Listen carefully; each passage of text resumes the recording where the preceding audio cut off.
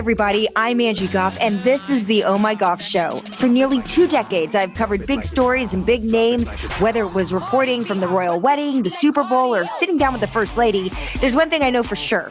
Behind every headline is a human story, one filled with ups, downs, laughter, and life lessons. Each episode, we'll tap into some pretty incredible minds, people who've found true success in chasing their dream or changing the world. It's the story behind the story that I hope will inspire your own. This is the Oh My Goff Show with Angie Goff. Tala Raassi, it is such an honor to have you here with us today. Thank you. Thank you so much. To begin, I first and foremost want to get your reaction to what we're seeing unfold in Iran right now. I think this is kind of like a volcano, as they say it, and it's at any point it's going to explode, and it's been happening. It happened in 2018, it happened in 2019, it happened in 2009 when we had the Green Revolution, but I think when Mahsa Amini was brutally murdered in the hands of the morality police, and Iran's population, actually 86 million people, 50% of them are under the age of 25. And you're seeing these women who want to express themselves but are not able to. So when this happened, it was a tipping point for a lot of these girls. And you know, it is one of the only revolutions that is led by women in our entire lifetime, which is very inspiring to see. So the issue with the Iranian government is that every time that something like this happens, they crack down on the protests. So one of the first things that they usually do is that they shut down the internet. So, and that is why people like me, thank you so much for being the voice of the Iranian people, and all around the world are coming together because they really want to be their voice. And the protests are getting bigger and bigger, and the crackdown is becoming more brutal and brutal. So the reason that they are more inspired on the streets of Iran is because we are being able to show their videos and what they're doing and really talking about it. So that's why all Iranians, but not only Iranians, so many people around the world are coming together to be the voice of these people. When we first met 10 years ago, I cannot believe it's been a decade. But what is striking is that we met because you shared your personal story and experience with the so-called morality police.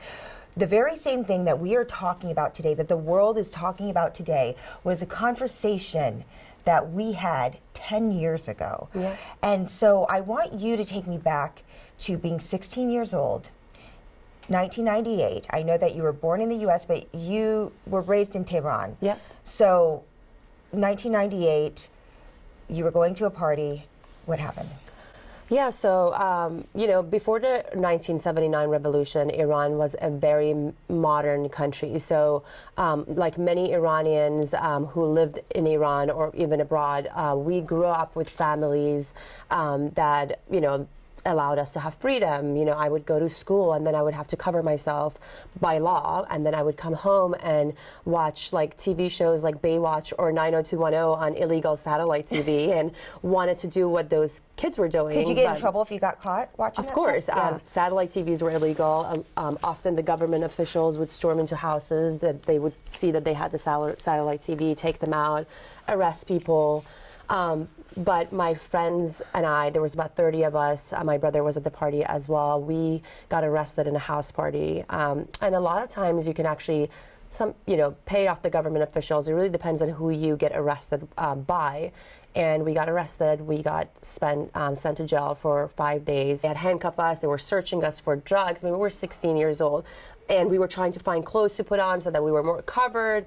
But during that whole time, we were actually playing games and laughing because in a way we felt invisible and we didn't think that something was going to happen, really, because it's always the stories of other people and it's not going to happen to you until it really happens to you. And we were taken into 2 different buses, handcuffed to the Bozara prison. And it wasn't until there where all kind of started to sink in, because when you walked into the jail, there was a woman in her wedding dress that her wedding party had gotten busted. There was so many girls who were pregnant with infants and just sitting on the floor in this area in the jail. And they started searching us. They made us fill out forms that had areas and how much makeup we had on, what we were wearing at the time of arrest, and taking our shoelaces off. And then they put us for 5 days essentially between the trash and the toilet. And at nights, obviously, we would hear screams of where people are getting tortured or raped, was what we were hearing. And in the mornings, they would line us up for every time the azan, which is the call to prayer, would go on and say you were going to get lashes. So we would wait in line, and then they would say we have to wait until the next round. And then, so the time period that you're waiting for hours and hours thinking that this is going to happen, it's just the things that they make people, like for me, it's like, why would I want this, right? If you want people to believe in a certain faith, and if you want them to, why not show the beauty of it? Why to make, this is not a part of Islam, right? Yeah. This has nothing to do with religion or Islam. And I think more than ever, other really, Islamic countries should step up to the plate because they're not representing Muslims well. They're just representing themselves and their own ideas of what this is supposed to look like. So it took 5 days for your time to actually happen. So what happened then? We were taken to a courtroom, which we were supposed to get our, punishment for what we had done. And I remember we were all lined up, and it was the first time that we saw the boys in front of a judge. And behind him, there was like bottles of alcohol, like a guitar, posters, things that they had deemed illegal and had taken from different people's houses, right? And he was basically saying what we had done wrong, that was illegal, and then they, announced that the girls were going to get 40 lashes and the boys were going to get 50 lashes, and immediately after put us in another bus and took us to this area, to another building. It was so chaotic, and people are just lined up, and just all you hear is sounds of screams, and then you go into these rooms with the person that you were handcuffed with, and they open it. It's kind of like a factory. This is what they do all day long. And one thing I will never forget is that I looked straight to the eyes of this woman who was going to give 16-year-old girls essentially lashes. And I can never forget that image of her. And she had the Quran under her arm, because it's like a part of like how they say that you were supposed to get lashed. And I wondered, what has happened in your life that this is what you choose to do to innocent people because they don't believe in what you believe in, right? And, it is something that obviously changed all of us forever. I am stronger for it, but it is something that I've never stopped talking about because especially coming to America, I realized how crazy this is. Because you wore a skirt, right? Yeah, I was wearing a mini skirt. And you knew that when you were going to this party, you were willing to take that risk. So yes, and look, when we are going out in the streets, it is a law to cover yourself. So when you arrive to these parties, you wear your hijab and you come in, and then underneath that, we would be wearing some of the most fashionable clothing like everyone around the world. So, in secret. So, and the secret underground life in Iran is actually pretty insanely amazing, and like people, that's why I wanted to write my book, because when I first moved to the US, I think people didn't understand that what it was like to live as a modern woman in Iran. Like we have family members who drink alcohol, and in a country that is illegal, and Iran is actually the third consumer of alcohol in a country that is supposed to be dry. So it just shows you that they don't want to be living under these rules and laws. And, there are so many countries in the Middle East and Muslim countries that people can wear what they want to wear. So this is not about Islam. This is essentially just about controlling women and these men, wanting to get their way with that. And now today, when my friends and I got arrested, there was no social media. It wasn't until I moved to the US, and actually about 20 years later, that I wrote a book about it and I publicly talk about it. And, you know, I try to inspire people to be the voice of them. But my friends and I were the lucky ones, right? I was born in the US. I had a US passport, so it was very easy for me to leave, you know, have a better life here. You know, we weren't murdered, raped, and some of these crazy stories that happened, which has been happening for 43 years now. And, you know, what we are hearing today is the results of all these people having to go through this, deal with it generation after generation. And now, you know, I have to say, this younger generation is way more brave than us, because I see them going in the streets, taking their hijabs off, burning them, and knowing that at any point they can be shot by a sniper. And over 250 people have died since the protests have started, 38 of them under the age of 18 years old.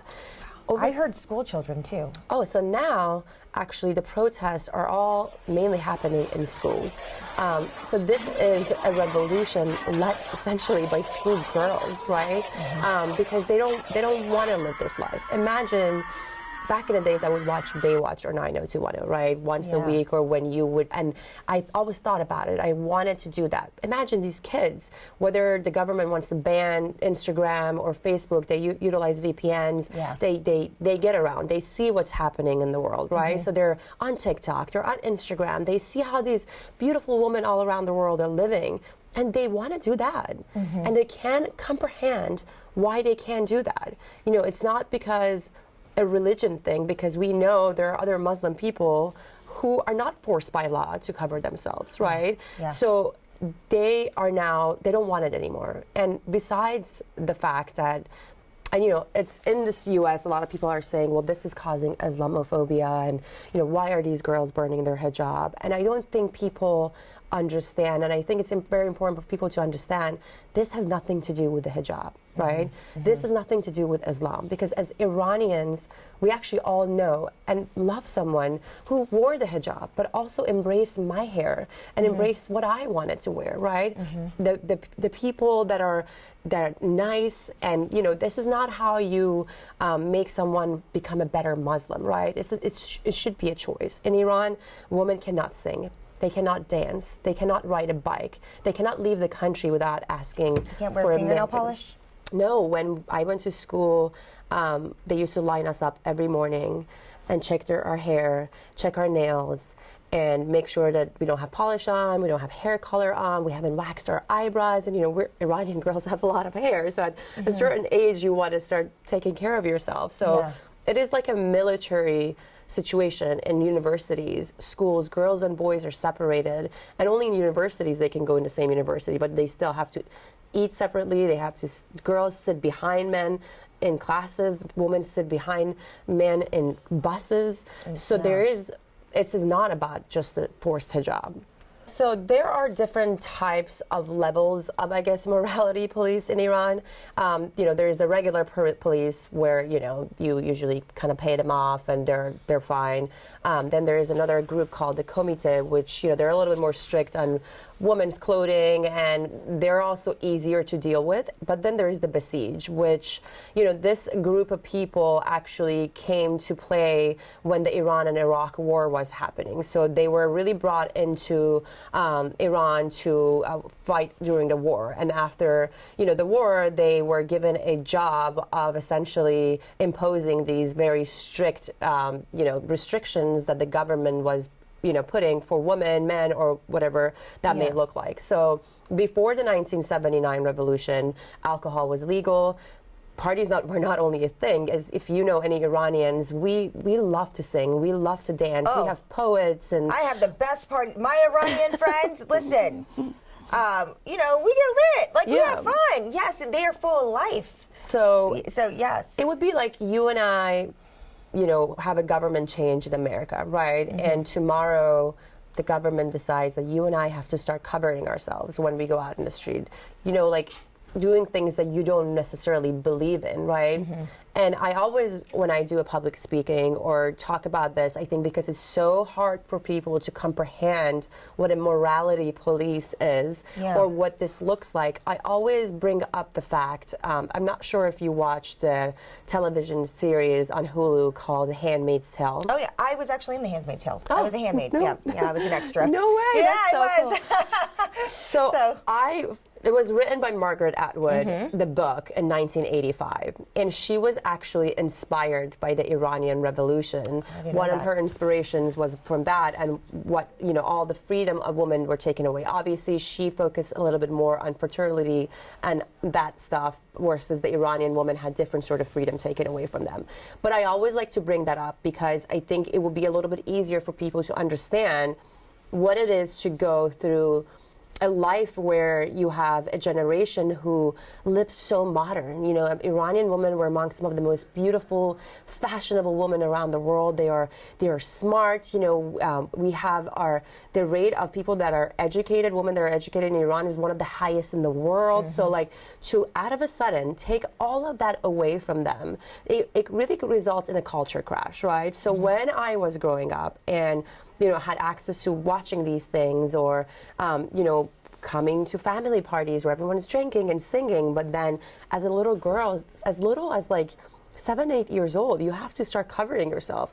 It was very confusing because I'm like, why do I need to do this? Like, why are these people in these shows get to live that life and then I have to do this? But this is not something my family believes in because I also see what happens behind the closed doors. So it doesn't stop people from doing what they want, right? So I always tell people, there's a chapter in my book called Cheers to Illegal Alcohol or Tehran High, because the way the people partying in Iran, you probably wouldn't even see it in some of the European countries, right? Because they are like the rest of the world. So they usually continue living that life and doing that. And unfortunately, from time to time, you are caught by the wrong group of people.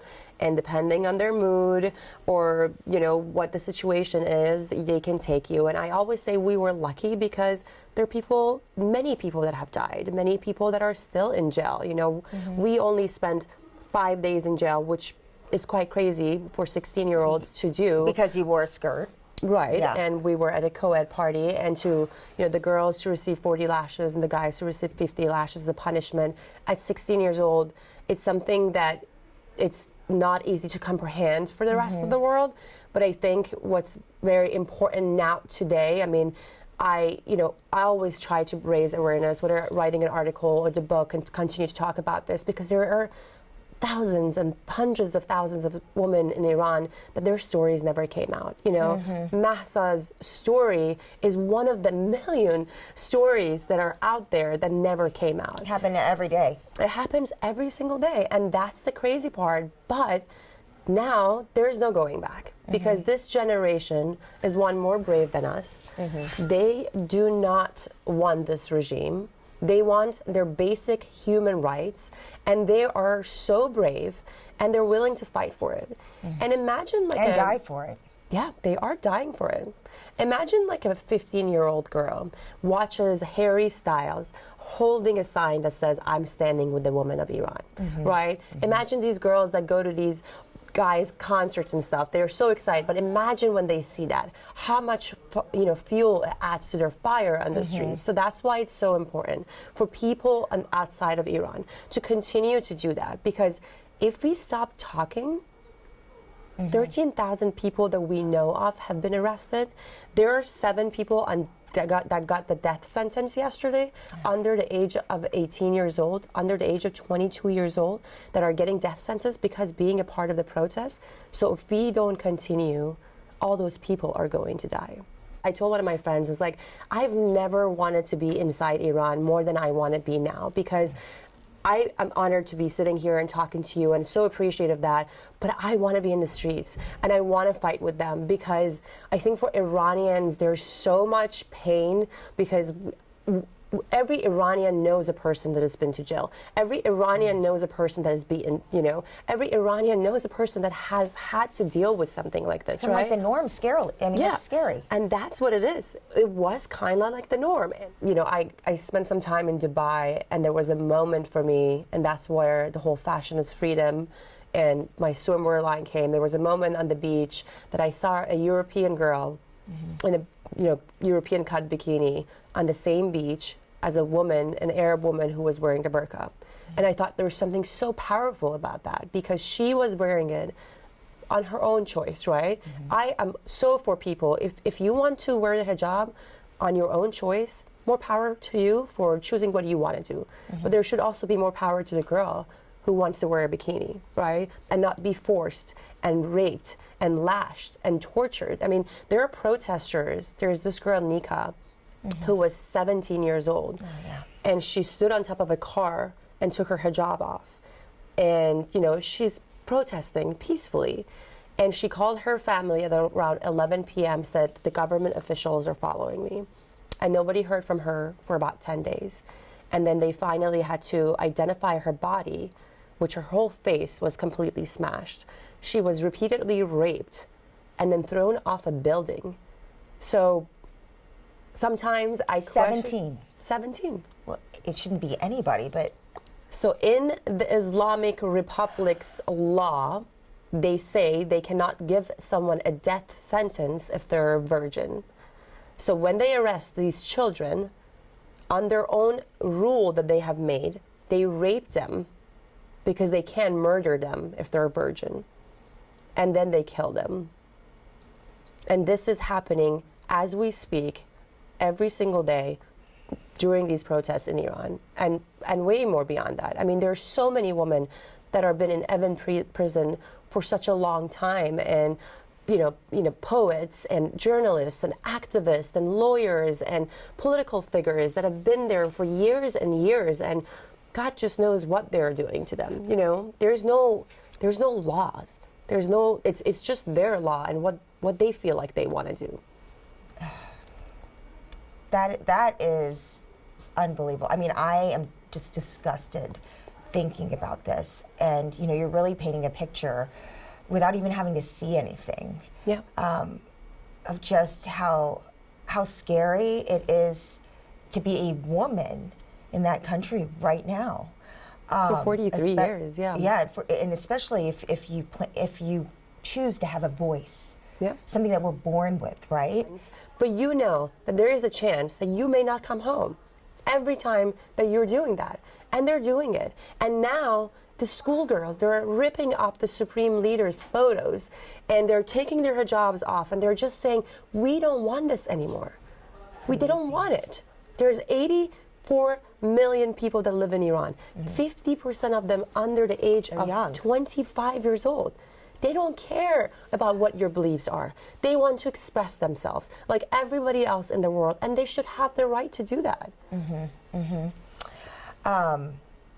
When we talk about this revolution, do you feel, because similar things have happened in the past, that the voices are stronger and that the momentum is bigger, and that from this there will come real change finally?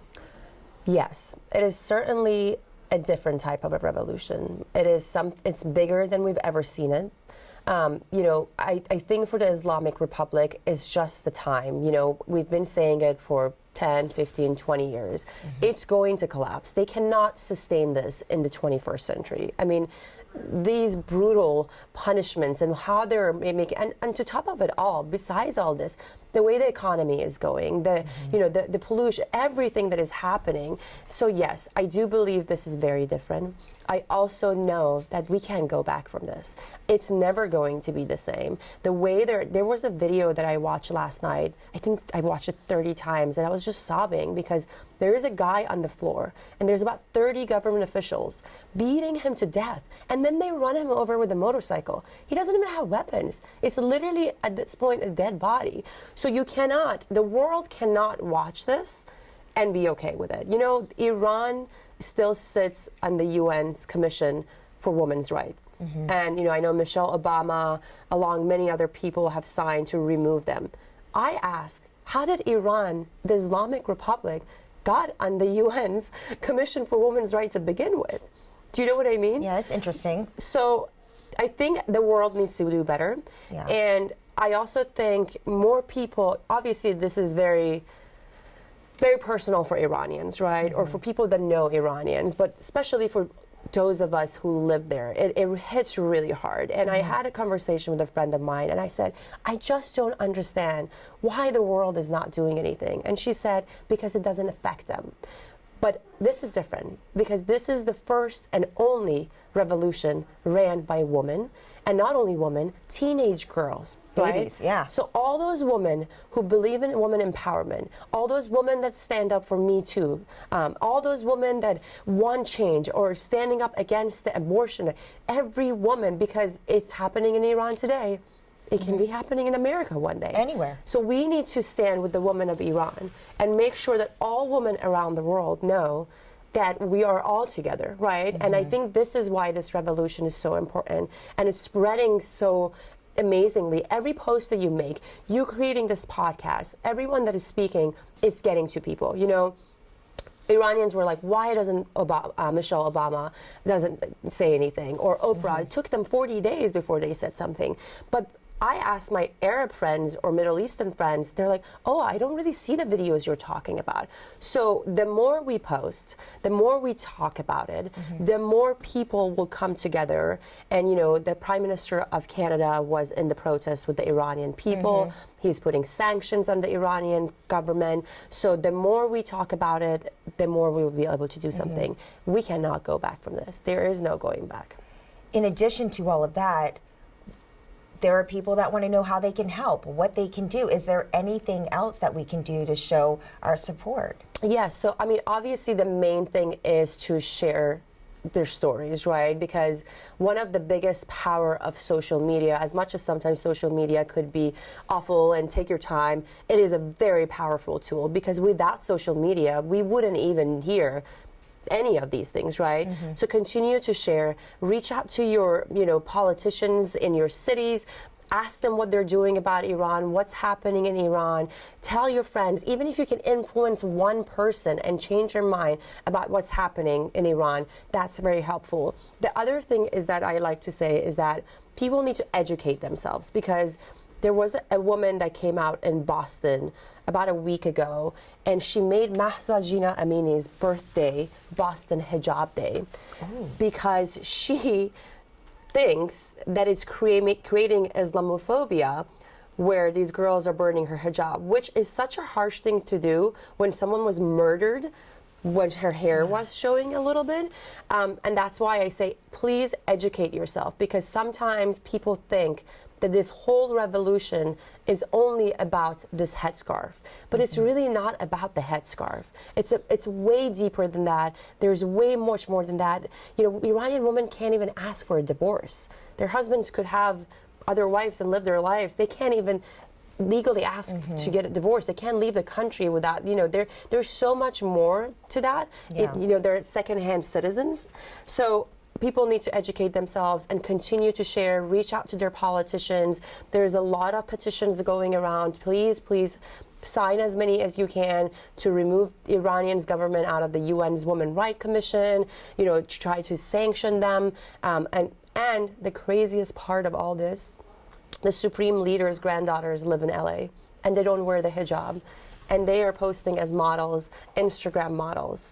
And they're stealing all the money of the Iranian people, who are now in so much poverty, because these government officials who are forcing themselves on all these people are also stealing all the money from the country. The other thing I actually think is very important to point out, I think because a lot of people think this is only affecting the Iranian people. But getting rid of the Islamic Republic in Iran is actually good for the whole world. What happened in Syria is backed up by the Iranian regime. Hezbollah in Lebanon is backed up by the Iranian regime. The missiles that are going into Ukraine was just given to Russia by the Iranian regime. So taking out this regime is not only good for the Iranian people in Iran and Iranian people like myself that cannot visit my home anymore, it's also good. It will change everything in the Middle East. It will change foreign policies. It would be, Iran has 25% of the natural gas and oil of the whole world in a country that is sanctioned. So getting this regime out of there, it can be beneficial essentially for the whole world and not just for us. It is your native land, Yeah. and you would like to go back one day. Yeah. You said that you'd want to be in the streets right now, but as of now, you cannot go back, right?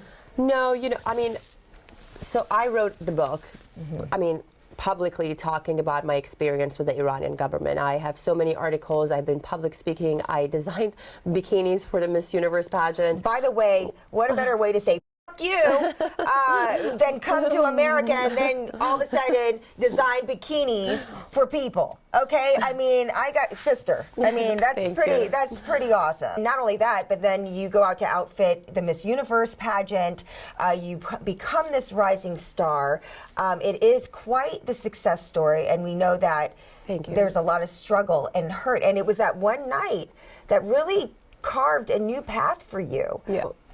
Everything that is happening right now, it really represents what I've been saying for the past 20 years. And even doing the Miss Universe pageant was so important for me because the Islamic Republic bans Iranian women from attending the pageant. So every country in the world has a representation of their country. And imagine these beautiful girls, and they should have the ability to be able to compete as well. So having to design swimwear and having 86 women from 86 different countries wear swimwear that was represented by Iran meant a lot to me. And I posted something the other day asking the Miss Universe pageant to allow Iran to be a part of the competition this year because everyone needs to give Iranian women a voice now, and the more that we can do, it would be beneficial for everyone in the world. And hopefully that these girls and boys, and even the way that the men are standing up behind these women is so inspiring.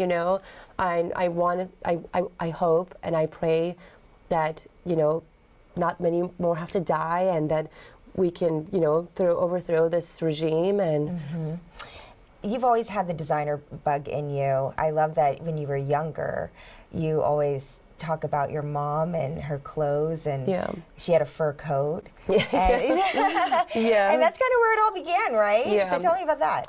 So when I was about 8 years old, I found like a big passion for making clothes. And I remember I had this blonde Malibu Barbie that came with like a pink ruffled swimsuit. And I started making things for her around the house because I used to always watch my mom make things because she used to interior design. She even made her own engagement dress and stuff. So I grew up watching her do that. But I found this fur coat that belonged to my grandmother, which was handed down to my mom, and my mom never wore it because after the revolution, she didn't want to draw too much attention to herself. So when my mom wasn't home, I decided to cut about 8 inches off the bottom of this coat because I wanted to make that beautiful blonde Malibu Barbie a fur coat. And as you can imagine, that didn't really go well with my mom, and I was certainly punished for that. And a few months later, I cut a piece from my side of my dad's leather chair to make that same Barbie a leather skirt. So yeah, a lot of, and that's another thing because I didn't grow up watching fashion shows on TV, and mainstream designer boutiques didn't exist back then, and women in the streets were covered. So I didn't know where all this creative, energy and things were coming out. I just would use my mother's illegal fashion magazines and look through those and kind of get inspired. And of course I had my glamorous Barbies, so that's where my love for fashion came. But of course after what happened to us and then moving to Dubai and then to the US and seeing women with freedom, that really put fire behind all of this creative juices, and I wanted to do something that celebrated the beauty of women, and that's where the swimwear line came, and then fashion's freedom. So what's next for you, Tala? So right now I'm actually I launched a jewelry line. I'm also doing a lot of public speaking. I found my passion really lies into helping other women start their own businesses and also inspiring them. So the majority of the focus kind of shifted a little bit from fashion to that consulting and production and on that side as well. But lots of exciting things. I do want to keep this focus really on the people on the streets of Iran and not talk about my plans. Yeah, so, but we can talk about that another day. You're so humble about that too. But what I think is extraordinary about this, and this is why I even asked, is because of your personal experiences and your openness, even with risks involved, with sharing your story, even living here abroad, away from Iran. I think the underlying theme here is empowerment, which is a word that I think oftentimes is overused. But I mean, you have walked the walk and talked the talk in so many different ways, but also ownership and having ownership of who you are and your own choices and what you want to do, whether it's wear a skirt, own a business, that you're the one in control. And that's the through line that I see here through every single thing that you've done in every project that you've touched. And so I really appreciate you taking the time to talk with us today. And I want you to know, and I want the Iranian people to know, that we admire your courage and that we sympathize with you. And we feel for you, and we are behind you, and we are rooting for you, and that you are not alone. Thank you. And thank you so much, for you to take time out of your amazing, busy schedule and everything that you have done. I think it really means the world for people like you to stand up and use their outlets to talk about this, because obviously Iranians are doing it as much as we can, but a non-Iranian coming to the plate and really stepping it out is very helpful and inspiring as well. So we really appreciate you having this conversation with me and raising awareness for what's happening in Iran. Well, hopefully this will not be our last. It will not be our last. Tala Raassi, thank you so much. Thank you so much. For listening to my mom's show, don't forget to subscribe.